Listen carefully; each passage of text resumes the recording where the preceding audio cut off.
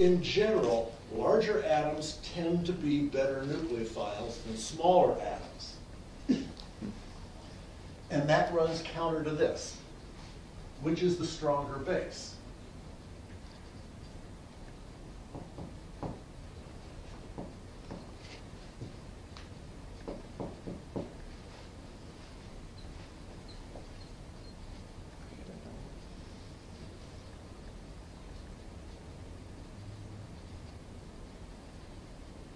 Is it iodide?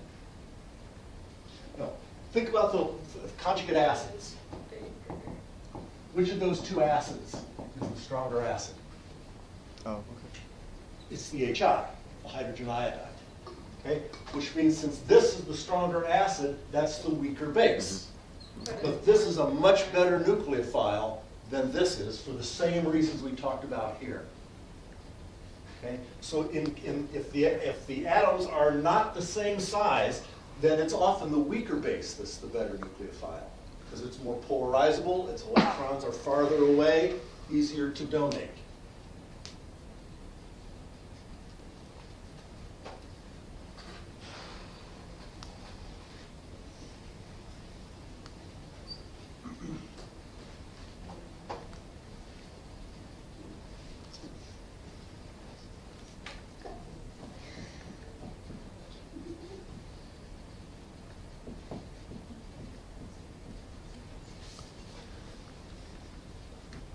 What's attached to that electronegative atom? Compare these two things.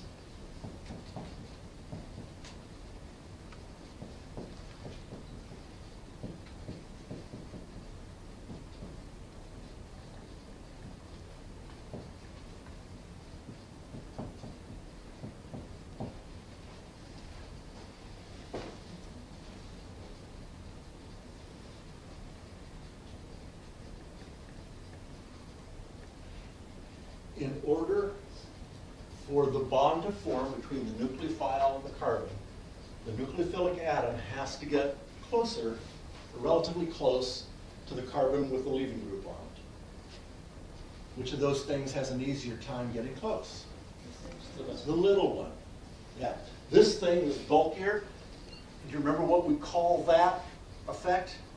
When two atoms can't approach because they're too big? The bulkiness of Yeah, steric.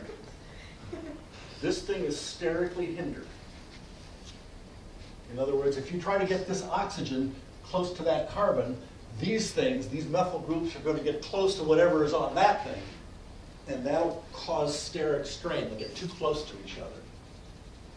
So in general, a less hindered nucleophile is stronger than a more hindered nucleophile.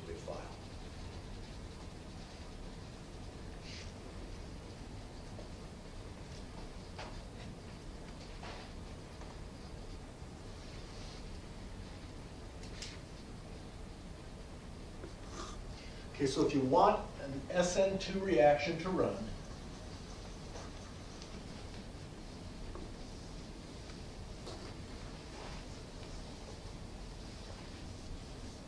what are the things that favor an SN2 reaction as far as the nucleophile? You want a strong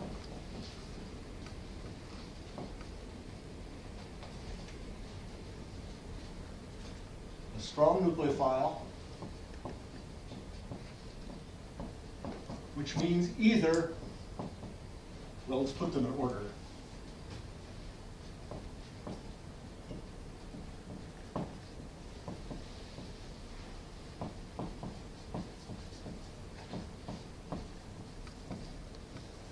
Either a bigger atom, or if the atoms are the same size, you want the stronger base for your nucleophile.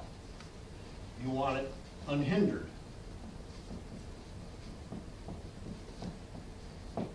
To reduce the steric strain.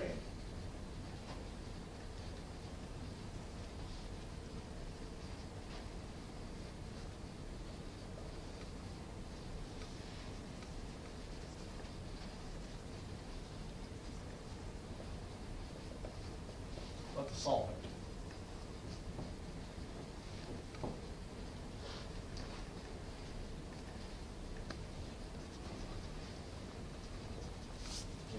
Nucleophilic substitution reactions take place between polar compounds. The nucleophile may even be an ion, a negatively charged ion. But the substrate will have at least one electronegative atom that's making a carbon positively charged, so it will attract the nucleophile. Okay?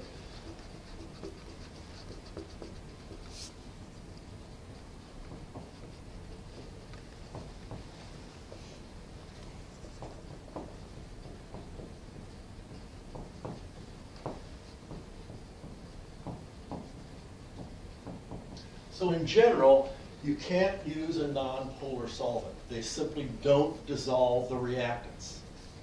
You can't get them into solution in a nonpolar solvent. Well, if you want to get them into this in solution, you've got a charged species of polar. What's the best thing to use? Best thing to use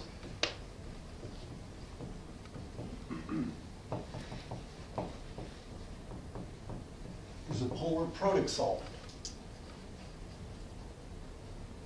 Okay, does everybody know what protic refers to? It means there's a hydrogen on an oxygen or a nitrogen.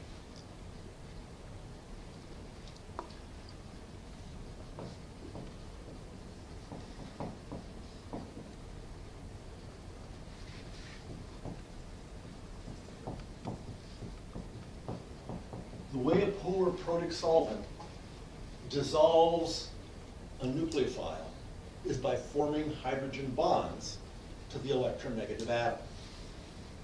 Those are relatively strong intermolecular bonds. So if I want to get, say, the oxygen of a hydroxide to attack a carbon, and I've got it in a polar protic solvent, that oxygen is going to be surrounded by water molecules. They're going to hold on pretty tightly, and I will not be able to get the nucleophile near enough to the substrate to form a reaction. So if you want to run an SN2 reaction, what's your best solvent? You want it to dissolve the reactants, but you don't want it to solvate the nucleophile heavily.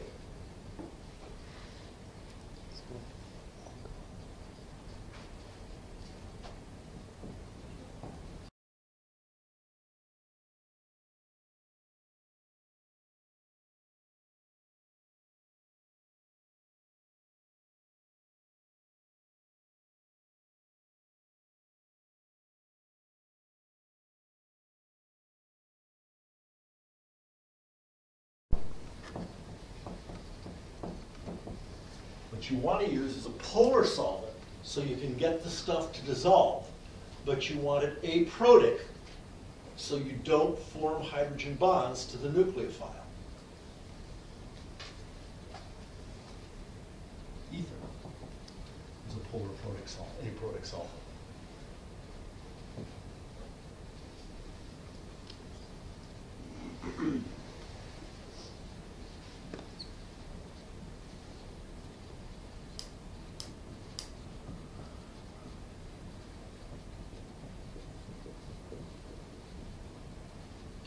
And N-dimethylformamide, another common polar aprotic solvent.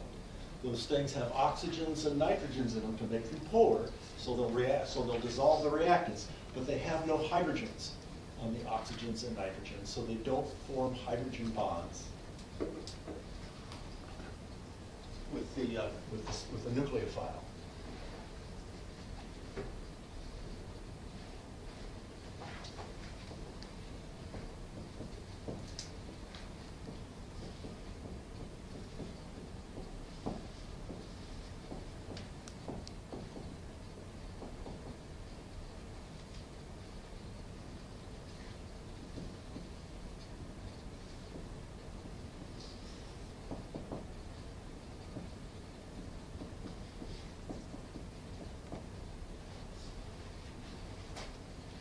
So it has the advantage that it dissolves the reactants.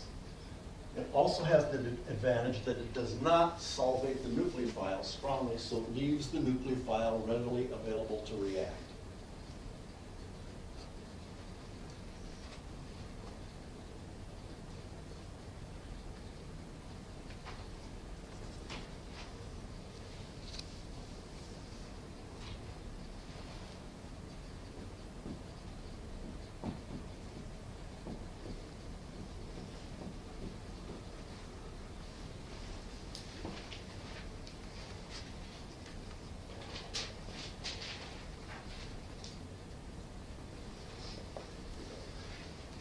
Here's the carbon. Here's the leaving group. And this is what happens in the rate determining step. The leaving group leaves and it takes the electrons with it. That should remind you of what happens when an acid dissociates. The proton comes off, leaves behind the electrons. And what makes it easy for this proton to come off? In other words, what makes this a strong acid? Electronegativity. It's basically the ability of the leaving group to accommodate this extra electron density that gets left behind. Okay? Do you remember the factors we looked at? Size, atomic number. The larger this atom, the more room there is for those electrons to spread out, the easier it is for the proton to leave. Same thing works here. If the leaving group can accommodate that extra electron density more easily, it will leave more easily. What kind of a leaving group are we talking about? If this were a proton, and I said that this thing accommodates electrons easily, making this a strong acid, what would that say about the leaving group after it's gone? This is a charge. Say again? Negative charge. They both have a negative charge. Okay. Let me make it more. What's the difference between, say, this as an acid and this as an acid? The bromine.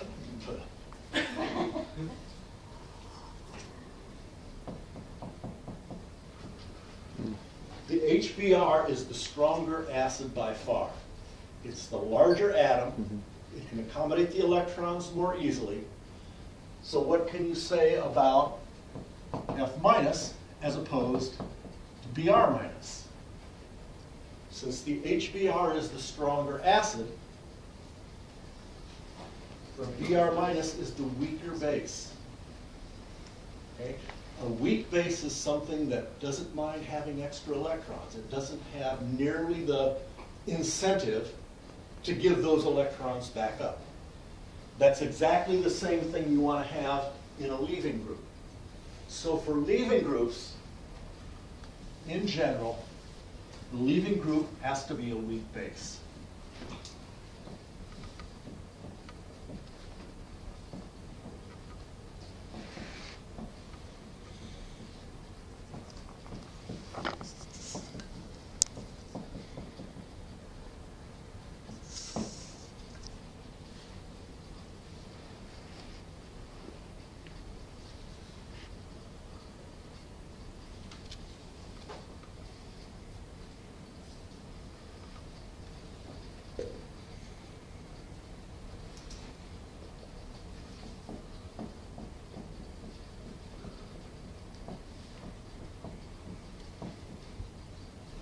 There's only one feature of the rest of the substrate that matters. The substrate consists of some sort of an alkyl group and a leaving group. Assuming we have a good leaving group, assuming we have a strong nucleophile, what is it that could interfere with the ability of the nucleophile to attack that substrate? Think about what other things are on that carbon. What don't you want on there if you want to get that nucleophile close to the carbon?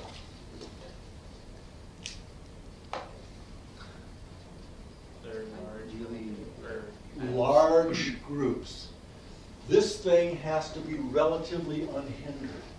That thing has to get in there, particularly if this is a big atom. You have to get it in there. And if you've got a bunch of big bulky groups around that carbon, it ain't going to happen. Another steric effect. The other groups on the nucleophile will bump into the large groups on this thing, and you won't be able to get that nucleophilic atom close to the carbon with the leaving group. So a couple of methyl groups would be less bad than several isopropyl groups? Yes. Okay. Okay. Rest of substrate, you want it to be relatively unhindered.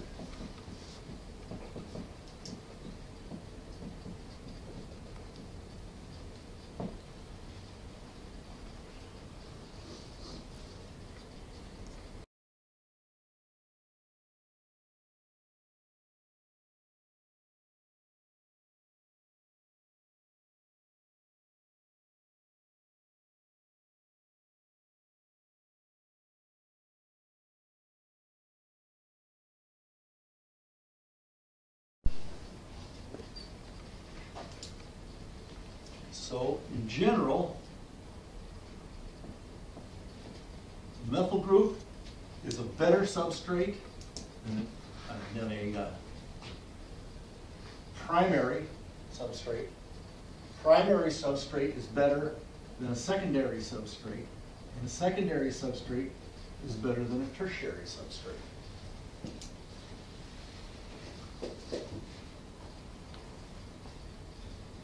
And within those, smaller groups are better than larger groups.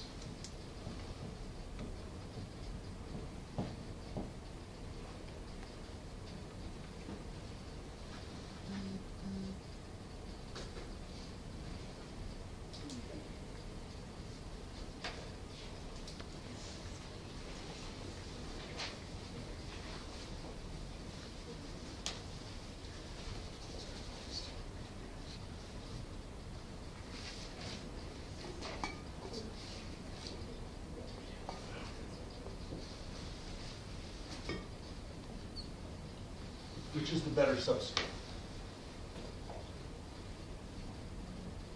Or which is the better leaving group? Because that's the only difference.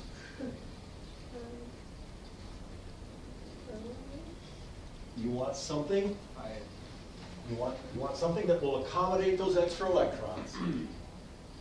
So you want the larger of the two atoms, which is the iodine.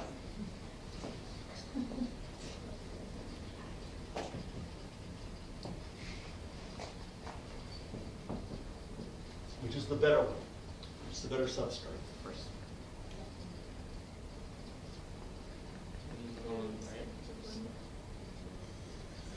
Yeah, the leaving group is the same, so the only difference is the structure of the rest of the substrate.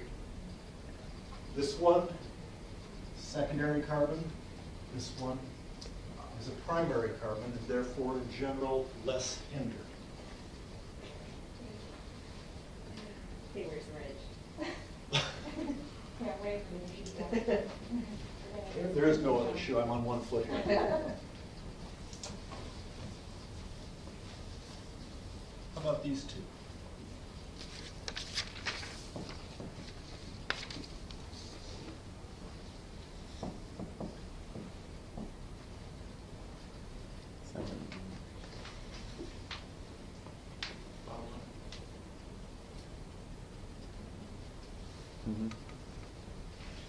This methyl group potentially interferes.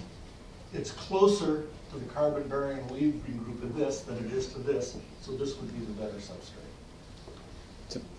And to clarify, the nucleophile attacking group is going to come in from the bottom of either one. Is that right? Yeah. Mm-hmm. So having that methyl group down. That's an artifact of the way you draw it on Okay. paper. If you make the models, you'll see that all of these things Okay. spin around. Right. Okay, and whether this points up or down in your drawing doesn't really make that much difference. So just being closer. It's just being closer, right? Why, can you say again why that's better? Yeah. This methyl group can interfere with the ability of the nucleophile to get to that carbon. Since the methyl yeah. group is farther away here, it's less likely to get in the way.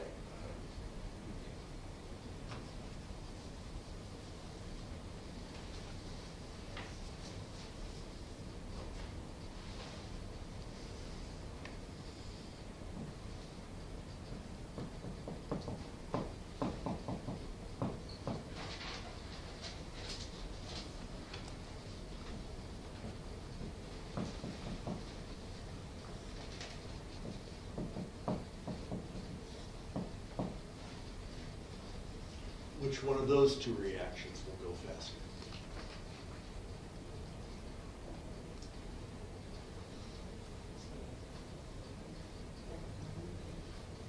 When you see a metal ion, think negative ion.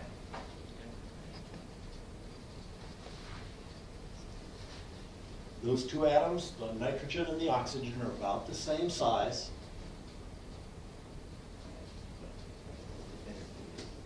You want the stronger base, in this case the amide.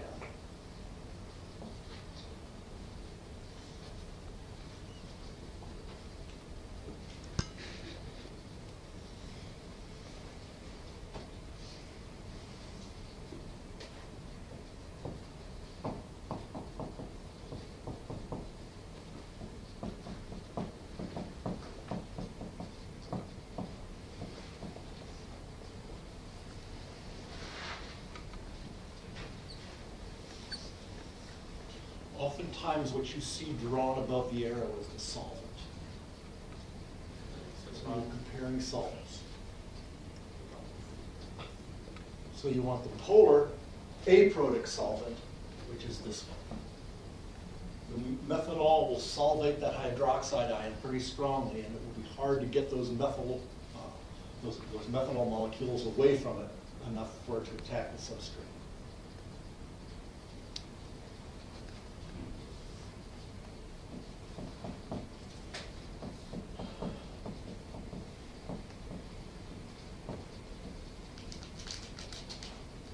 To those.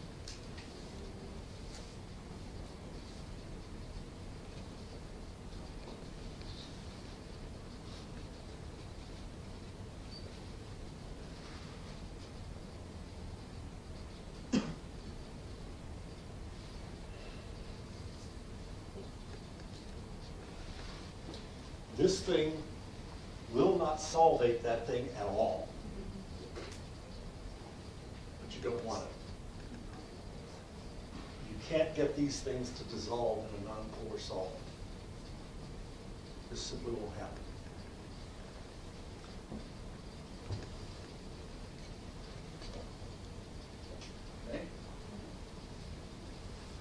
Okay. Still waiting for the other shoe? Okay, SN2 reactions.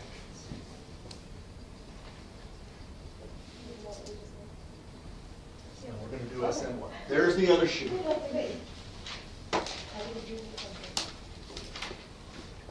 Okay, what's the rate determining step in an SN1 reaction?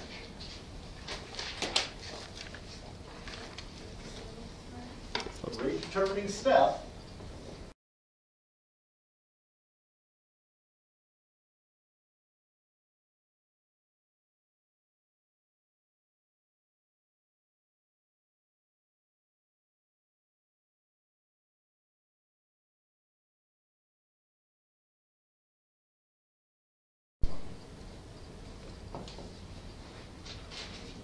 and then the second step of the mechanism has the nucleophile coming in and attacking the carbocation. Okay? What about the nucleophile? What features, this is a trick question, I'll warn in advance, what features of the nucleophile do you want to make this reaction go? Wait, what's the question? What's the question? Remember we looked at the nucleophile first. When we were looking at SN2 reactions, we looked at the nucleophile first. How about for an XN1? What features of the nucleophile make a difference? It's not about the nucleophile. it's about- None. The nucleophile is not involved in the rate determining step. You did your reading. No, I No? guess. You guessed? Good guess. The nucleophile is not involved in this slow step. The strength of the nucleophile, its polarizability, none of those things matter because the nucleophile is involved in the second very fast step. So the nucleophile has no effect on the rate of an SN1 reaction. How about the substrate?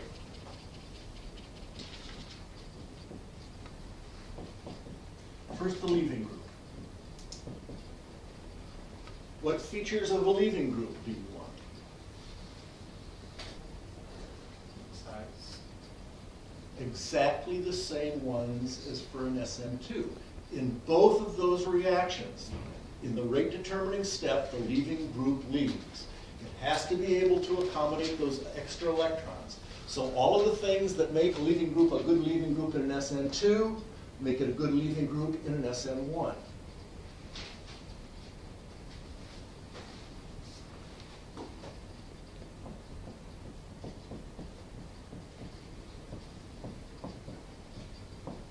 How about the rest of the substrate?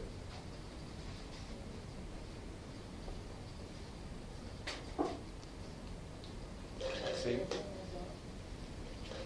Okay. Remember what it was in the rest of the substrate we were concerned about? Steric effects, because the nucleophile had to get into that carbon. We don't have the same consideration here. The nucleophile does not have to get into the carbon in the rate determining step. Endothermic or exothermic? Endothermic. You have to break a bond. Okay, so the less endothermic this is, the faster it'll go. What makes this less endothermic? It is primarily the stability of the carbocation. The more stable the carbocation, the more easily it forms. Yeah. Is that another way of talking about the strength of the RL bond? Yeah, you can think about it in terms of the strength of the RL bond, but in terms of making predictions, it's more helpful to think about the stability of the carbocation. Remember when we were talking about reactive intermediates? Okay, and anything that stabilized the reactive intermediate lowered the delta H to form it. Okay, so what features do you want on the rest of the substrate to make that go as fast as possible? You want it to form the most stable carbocation you can. Okay, what stabilizes a carbocation? Resonance. Resonance. If this thing is resonance stabilized,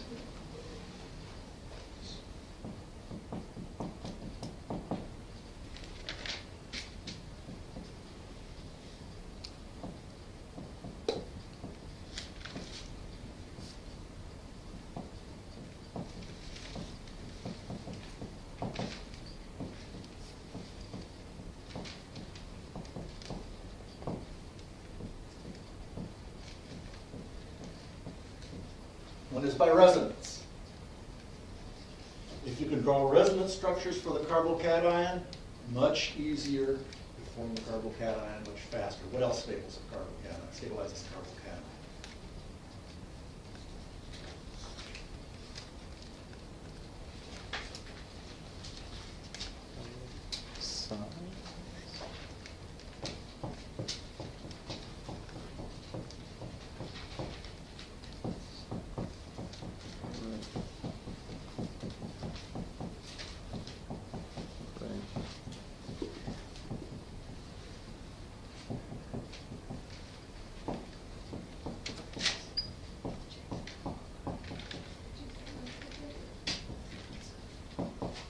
What's the relative order of stability of those carbocations? Yeah, the more highly substituted that carbon, the more stable the carbocation. Remember that a carbon atom or an alkyl group has more electron density to donate to that electron deficient carbon than a hydrogen does. So the more hydrogens you have replaced with alkyl groups, the more stable the carbocation forms.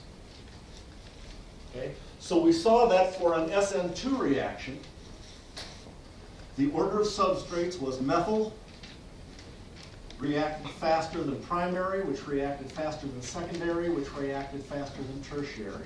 How about for an SN1? It's exactly the opposite.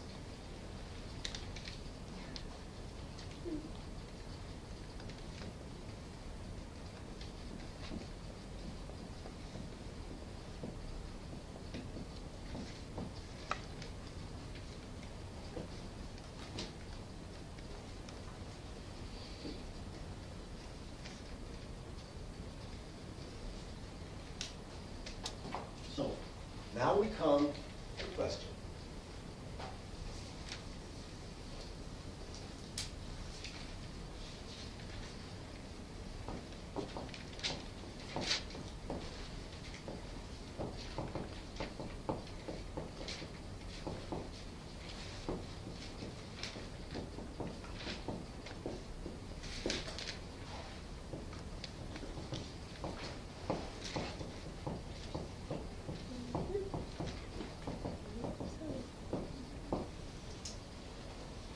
Third shoe.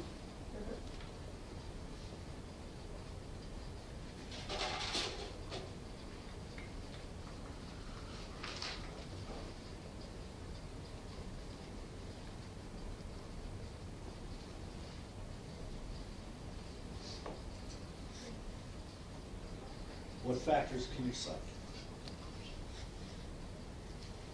Can you read this? The substrates? Again? Yeah, the substrates are the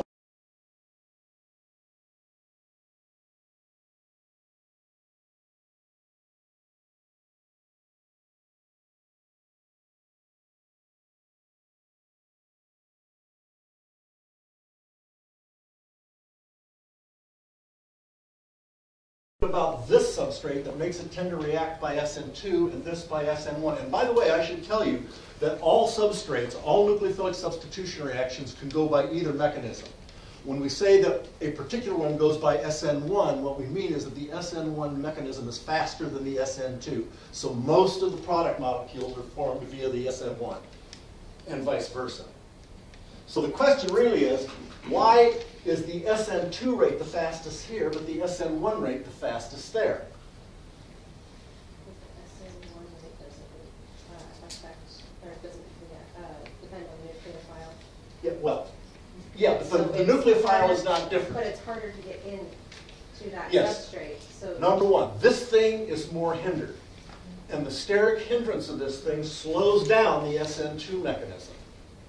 On the other hand, this forms a tertiary carbocation, that forms a methyl carbocation. Much more stable, that tends to speed the SN1 reaction.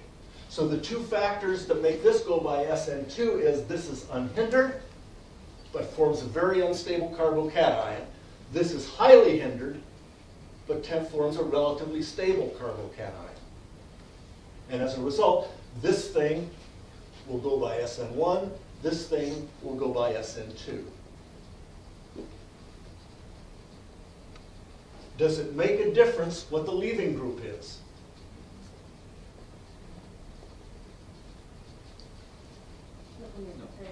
Not when you're comparing the two. So what difference does a leaving group make?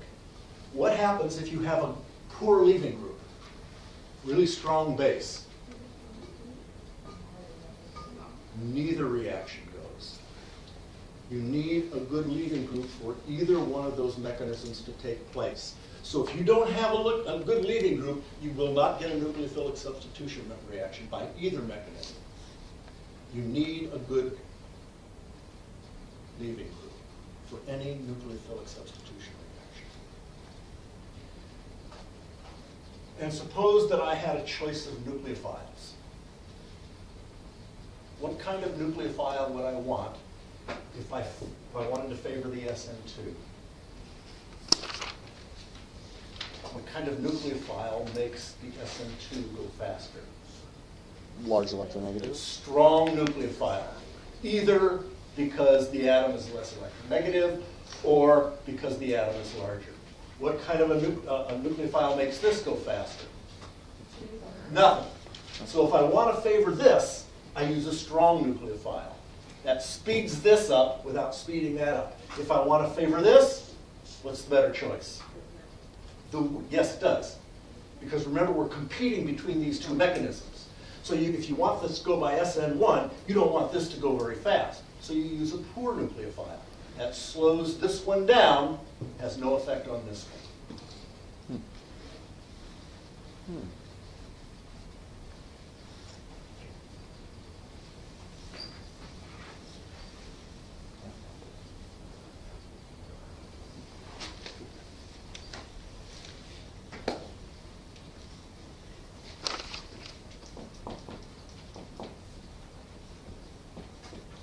That's fairly straightforward, but unfortunately there's another complication. And that is, remember that the SN2 and the SN1 mechanisms compete with each other. Any nucleophilic substitution reaction potentially can go by either mechanism, and the one it chooses is the one that's faster. But there are two other possibilities.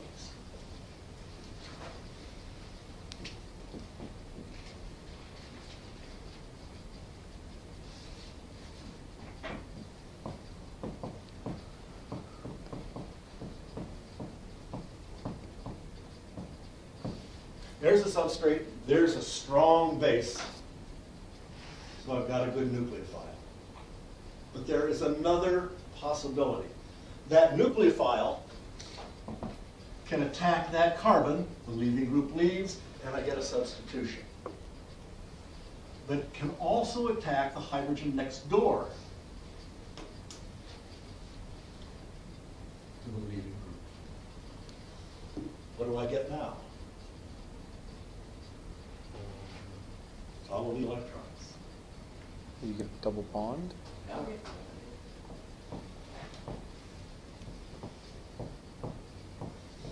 This is the mechanism of an E2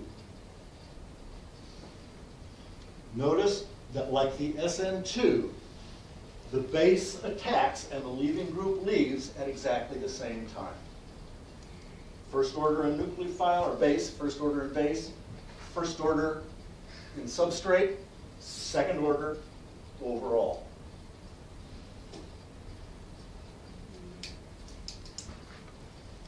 See if you can come up with a mechanism for an E1.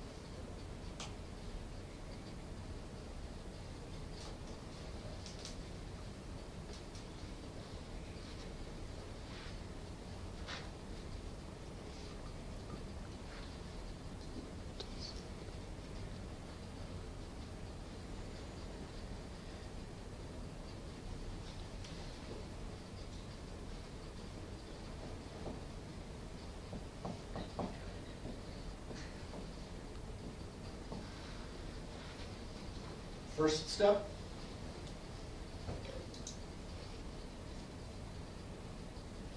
What was the first step in an SN? Leaving group. Yeah, the leaving group leaves. And the result? A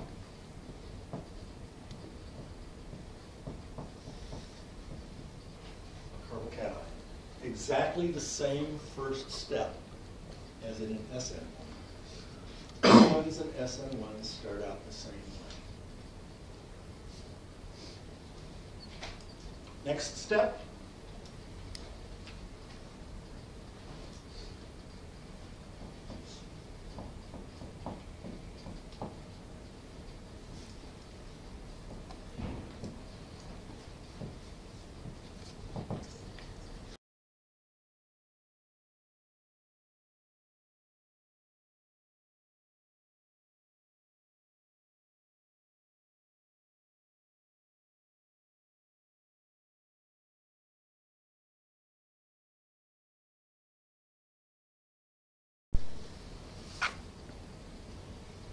Afterwards, the nucleophile attacks the beta carbon.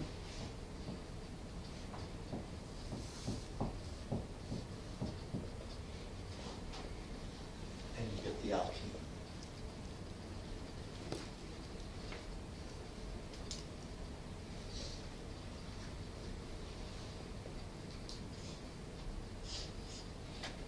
So, on E1, what makes a leaving group leave? That's a good question. Same thing that makes the leaving group leave on an SN1. It bangs into something and the leaving group gets knocked off. It doesn't matter what it bangs into. It could be another molecule of substrate, could be the nucleophile, could be the wall of the container. It simply does not matter. So the only thing that matters is how much substrate you've got there. Because if you double the amount of substrate, you have twice as many collisions per second. Or heat it up, yes, exactly. Yeah. So this is just might happen instead of SN1 or SN2? Yes. All four of these mechanisms compete. Okay. A nucleophile can come in and bump into a beta hydrogen, or it can bump into the carbon with the leaving group. Or the leaving group can just leave, and then the nucleophile can come in and bump into the carbon with the positive charge, or it can bump into a hydrogen next door. By the way, the hydrogen next door to the leaving group is called a beta hydrogen.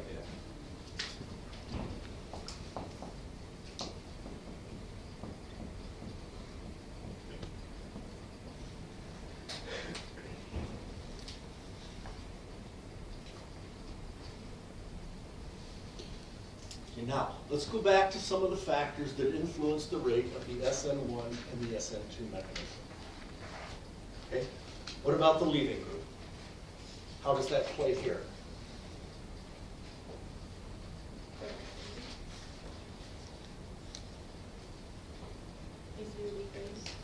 You need a good leaving group. You need a weak base. Doesn't matter which of the four mechanisms are happening.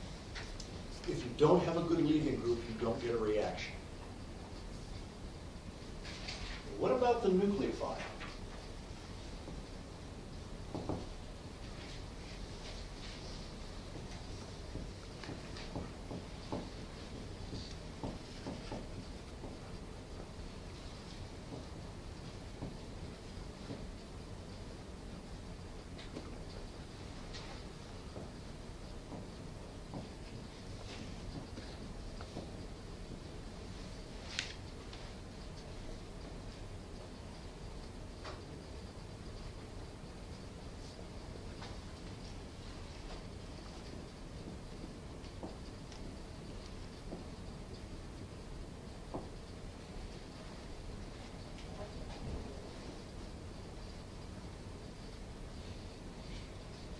Remember, if the atoms are the same size, nitrogen compared to oxygen compared to fluorine, for example, the one that's the least electronegative would be most willing to donate its electrons and would be the better nucleophile.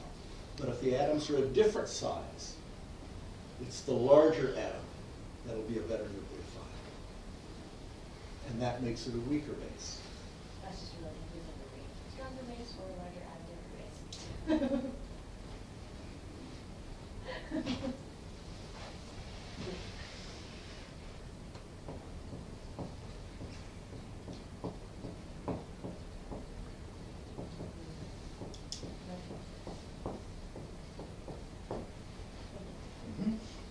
Everything worth knowing about teaching I learned from my students.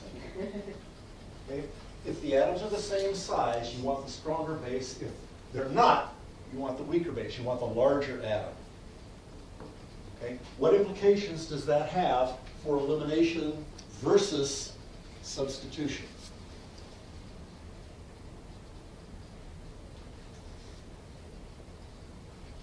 Which one of those two is more likely to attack a hydrogen?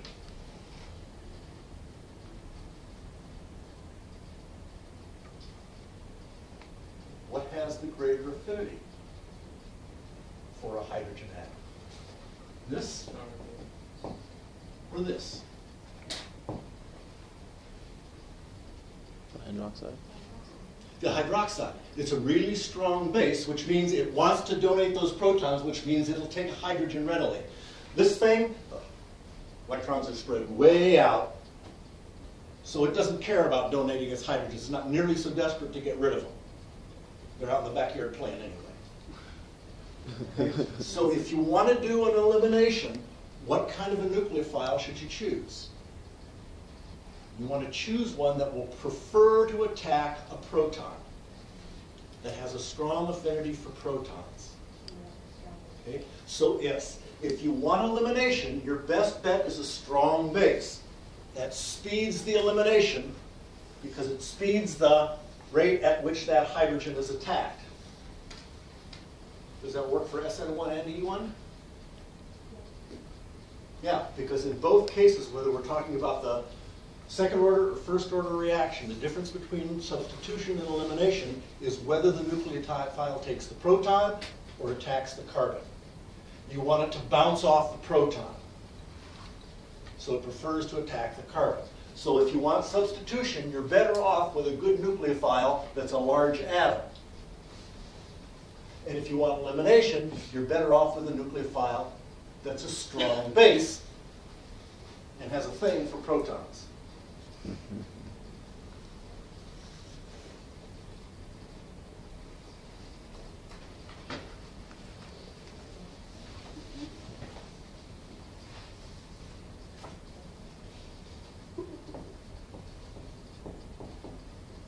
How about the rest of the substrate?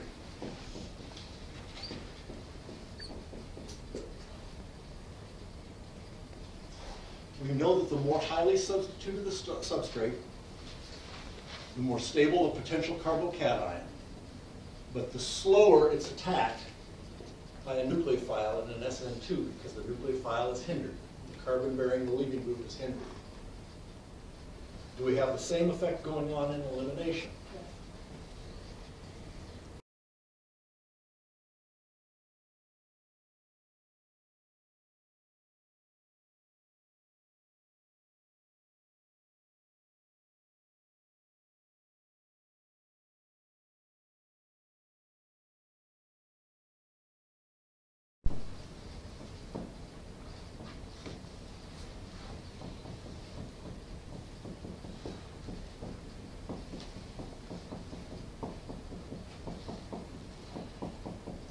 Bad or good substrate for an SN2? Bad, too highly hindered, right? So are the beta hydrogens also hindered? No. No. To do a substitution, the nucleophile or base has to get into that carbon. To do an elimination, it can hit any one of these 9 hydrogens on the outside of the molecule. So steric hindrance favors substitution or elimination? Elimination. Elimination. Steric. How about for an SN1 versus an E1?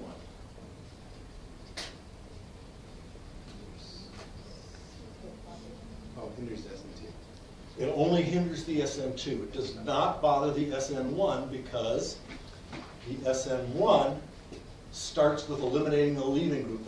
The nucleophile / base is not involved. So steric hindrance doesn't affect the distribution between E1 and SN1.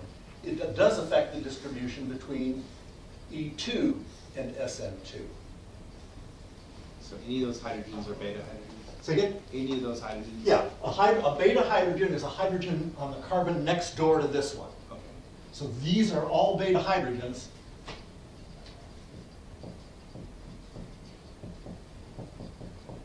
But these are not.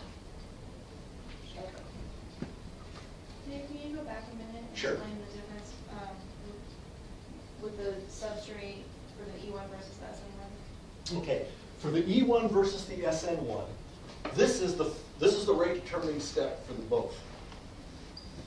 There is no difference in the rate determining step between the E1 and the SN1.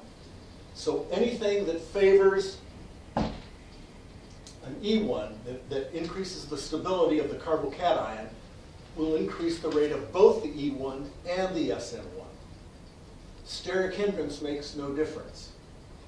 So if you want to choose between E1 and SN1, what's your best bet? The best bet is you want it to attack the proton, not the carbon, or you want it to attack the carbon, not the proton. So if you want to favor an SN1, what kind of nucleophile do you use? A weak base. If you want to favor if you want to favor the E1, you use a strong base because that will preferentially attack the carbons. If you want to favor an SN1, weak base, because it will have a low affinity for the hydrogens.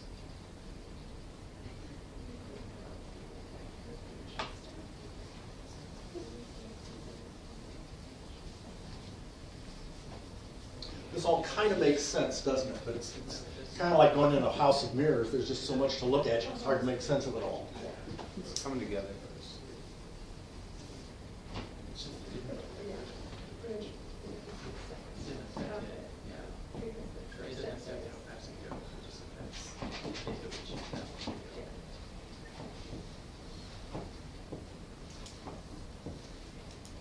Here is a simple summary that's going to help.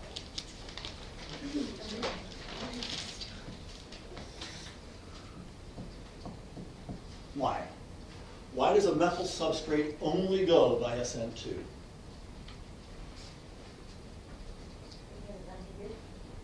It is unhindered, so it's pretty fast by SN2.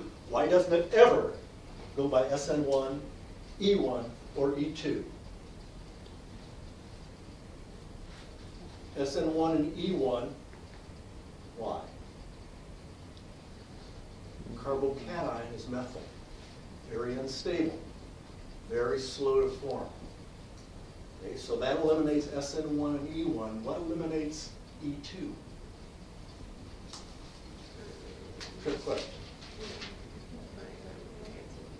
What would the double bond form between?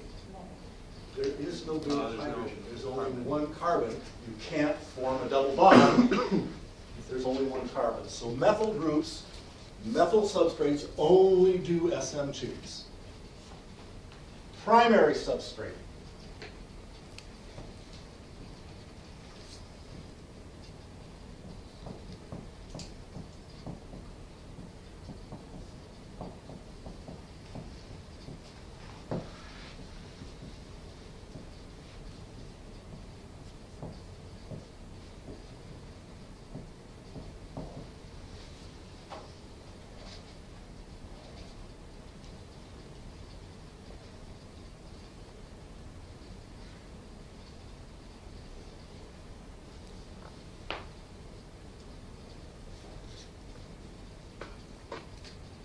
Why is that?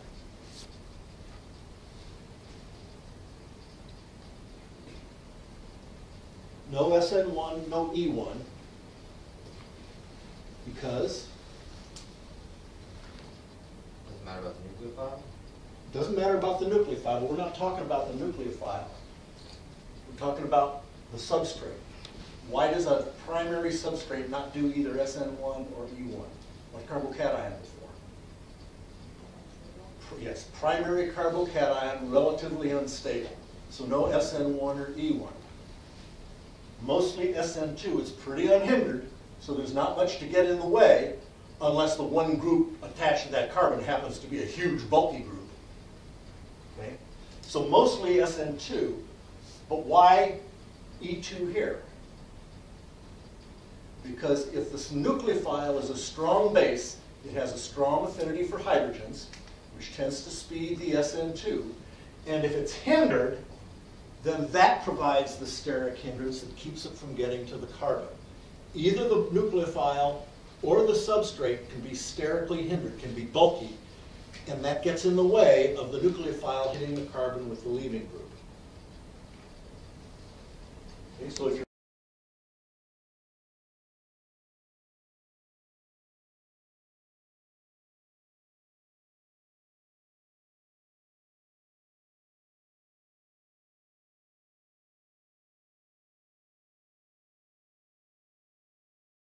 mostly SN2, if you want to force an elimination reaction with a primary substrate, you've got to use a strong base, and it's got to be hindered.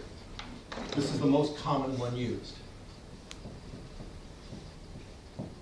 Tert butyl oxide, tert butoxide. Strong base, but very hindered. So all those methyl groups get in the way and prevent that oxygen from hitting the carbon-bearing relieving group. And it's got a strong affinity for hydrogen, so when it does hit a beta hydrogen, it takes it.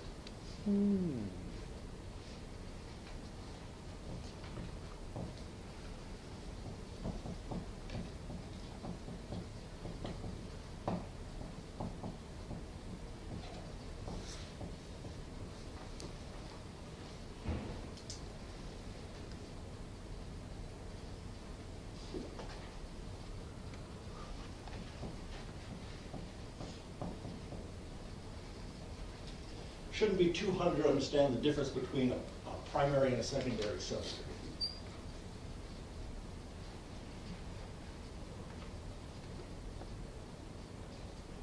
Once you get the second alkyl group on that carbon,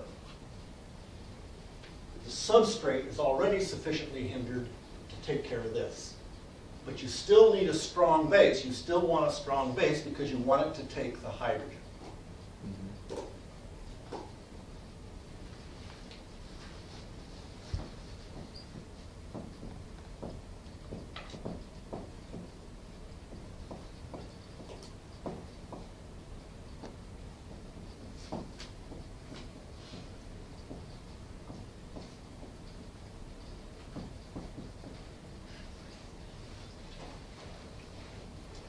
Oops.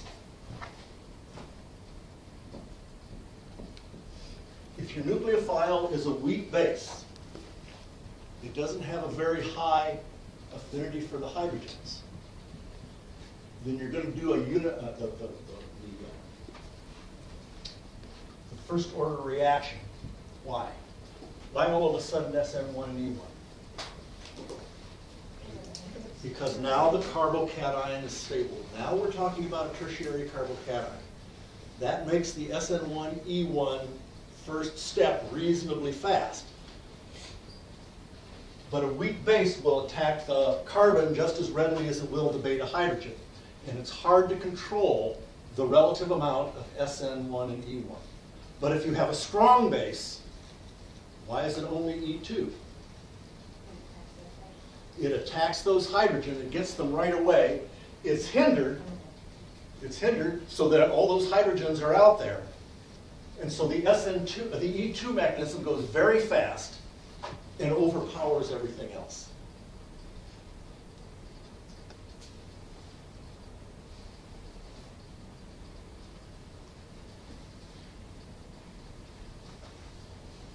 this help? See what-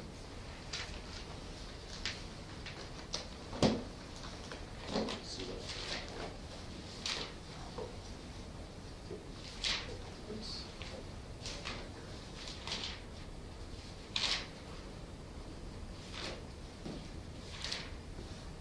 Okay. One other thing.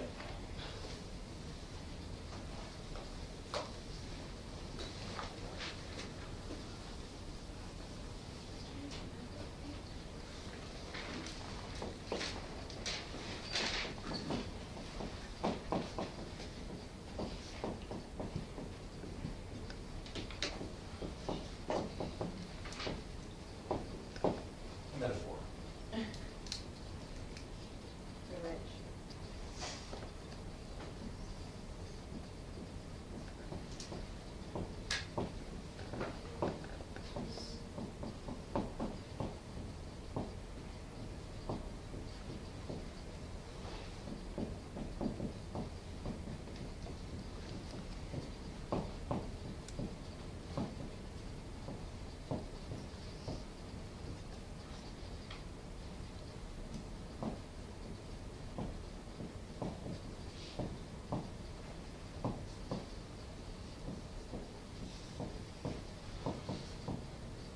This is a theme we'll see again. And that is carbocations can rearrange, and there's two ways they do that.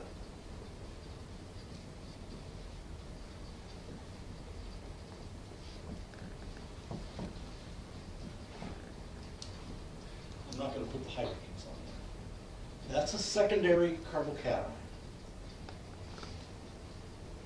Okay. The way they rearrange is by taking an atom next door and moving it to the carbon that has the positive charge. In this case, I can take one of these carbons and transfer it over to the carbon that has the positive charge. If I do that, what do I get?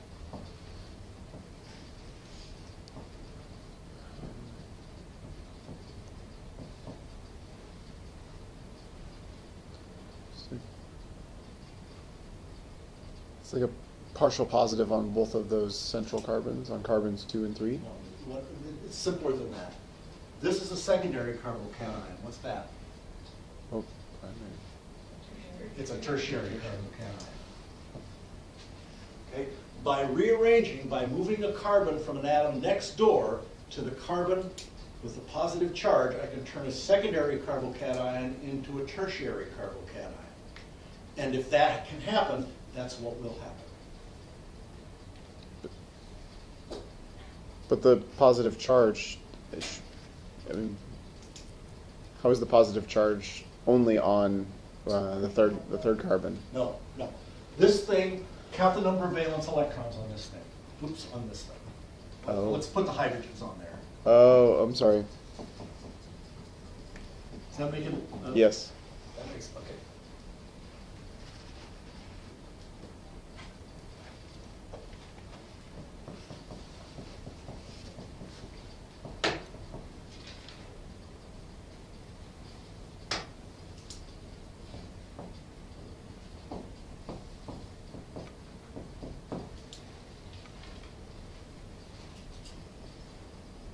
Okay, that's called a 1,2 alkynide shift. This is an alkyl group, and it's moving with its pair of electrons. So what's moving